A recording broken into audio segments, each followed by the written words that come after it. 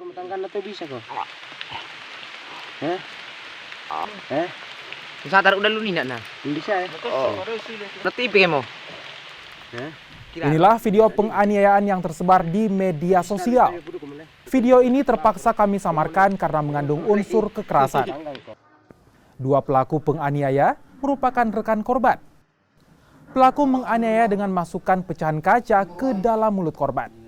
Kejadian ini terjadi di Lembang Leatung, Kecamatan Sangala Utara pada 3 Juli 2022 lalu. Usai viral di media sosial, kedua pelaku akhirnya menyerahkan diri. Keduanya, ML dan RP, khawatir diamuk keluarga korban. Polisi pun kini melakukan penyelidikan atas kasus penganiayaan sadis tersebut.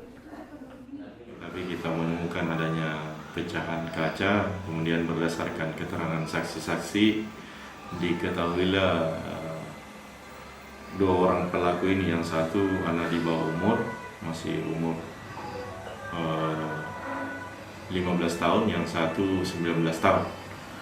Setelah kita melakukan pemeriksaan berdasarkan keterangan saksi-saksi bahwa benar ini korban dianiaya dengan cara dipukul, kemudian disekap, kemudian salah satu dari pelaku ini sempat memecahkan pecahan botol minuman, kemudian pecahan tersebut dimasukkan ke dalam mulut korban.